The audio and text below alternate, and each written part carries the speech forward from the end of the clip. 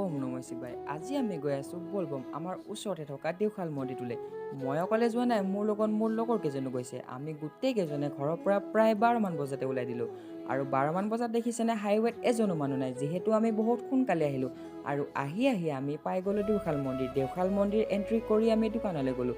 দোকানৰ পৰা চাকি ধূপ তেল লৈ মেইন মন্দিৰলৈ প্ৰৱেশ কৰি আছোঁ। মেইন মন্দিৰৰ এই ঘণ্টিটো বজাই কোনে কোনে ভাল পোৱা, প্লিজ তোমালোকে এটা কমেণ্ট কৰি জনাই দিবা। আৰু ইয়ালৈ আহি চাকি ধূপ তেল দি মই মোৰ লগতে মোৰ সকলো নিউ ভিউৱাৰ্ছৰ যাতে শুভ মংগল হয় তাৰ বাবে প্ৰাৰ্থনা জনাইছোঁ।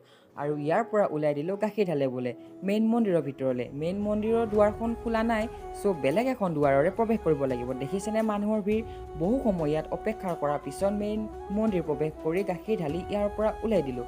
ইয়াৰ পৰা ওলাই আহি আমাৰ ওচৰতে থকা সীতাজখলা পাহাৰলৈ আহিলোঁ। আৰু এই ভিউটো আপোনালোকক অলপ দেখাই দিবলৈ ভাবিলোঁ। চ' কেনেকুৱা পালে ভিডিঅ'টো চাই আপোনালোকে কমেণ্ট এটা কৰি জনাই দিব। নেক্সট এটা মিনি ব্লগত লগ পাম।